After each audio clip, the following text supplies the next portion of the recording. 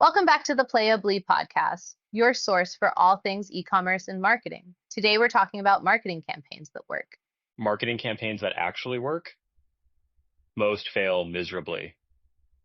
But there's this fascinating trend where brands are turning cultural moments into lottery tickets, and customers are going wild for it. That's such an intriguing concept. How exactly are brands pulling this off without spending millions on celebrity endorsements? Well, imagine this. A beauty brand announces, if Ariana Grande wins a Golden Globe for Wicked, we'll refund your purchase. They're not paying Ariana a dime, but suddenly every customer becomes invested in her success. And on top of that, now associates Ariana Grande with the brand. Think Ariana or Golden Globes or Wicked. The brand will be right there in their mind as well. Hmm. So they're basically creating this shared experience that turns shopping into entertainment. That's pretty clever from a psychological standpoint. Exactly. And here's where it gets really interesting. Our brains actually release more dopamine during the anticipation period than when we win. It's called variable reward, and it's the same mechanism that makes games of chance so addictive. So you're telling me these brands have essentially figured out how to hack our brain chemistry without the ethical concerns of gambling? Well, that's right, and the data backs this up. These promotions typically see 3 to 4 times higher engagement rates than traditional discounts because they tap into what psychologists call the peak end rule. We remember the emotional high points and the conclusion, not the middle. That makes me think about how sports fans get so invested in game outcomes, even when they have no direct stake in the teams. Oh man, and brands are absolutely leveraging that. Like the infamous Mattress Mac who sells mattresses in Texas. He said if the Astros win the World Series, then everyone's mattress bought from him that month before the game would be free. I think he was on the hook for $73 million. Dollars. It was wildly popular and got him tons of free marketing, in addition to more people buy, more people who were already buying, spending more. And since he hedged his promotion, there was never any risk. These examples are fascinating.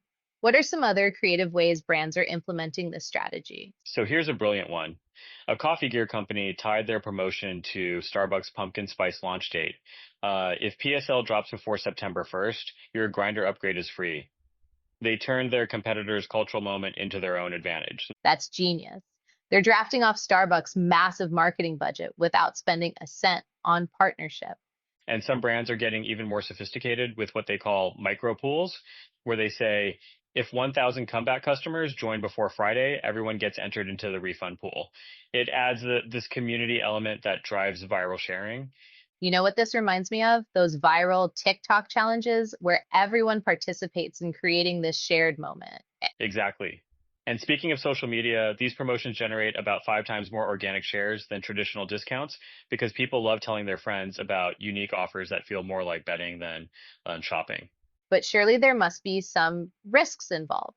How do brands protect themselves? That's where the structure becomes crucial. You need clear, verifiable outcomes like award wins or sports results.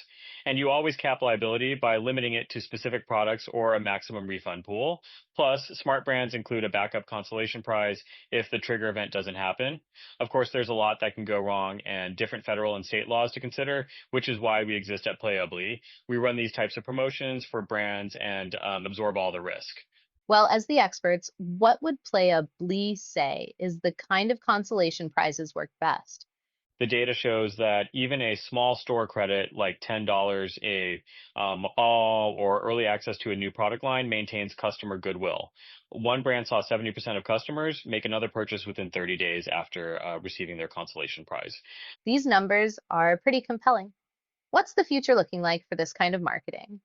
Well, with traditional advertising effectiveness dropping about 30% year over year, these cultural moment promotions are becoming increasingly valuable. We're seeing a shift from transactional marketing to what analysts call anticipatory engagement. That makes so much sense. You're not just selling a product, you're creating an experience people want to be part of. And here's the kicker, these promotions work for brands of any size. You don't need a massive budget. You just need to understand your customers and tap into the cultural moments they already care about. Looking ahead, what advice would you give to brands wanting to try this approach? Start by identifying one cultural moment in the next 60 days that your customers are already excited about. Design a simple, clear offer that turns their purchase into a bet on that moment. The data shows that promotions with single sentence explanations get shared 4 times more than complex ones. Or just book a meeting with PlayAbly. And we have a multi-brand promotion right now where it's a White Christmas in New York City. Orders for December are refunded. A lot of our New York-based brands took up that one. And coming up, we have the Golden Globes, the Super Bowl, the Olympics, the Oscars. The list goes on and on. That's such actionable advice. It really demystifies the whole process. And remember, while these promotions might seem like they're about short-term sales spikes, the real value is in the long-term relationship building. Brands using these strategies see a 40% increase in customer lifetime value compared to traditional discount programs. That's all for the PlayAbly podcast today. Check us out next week.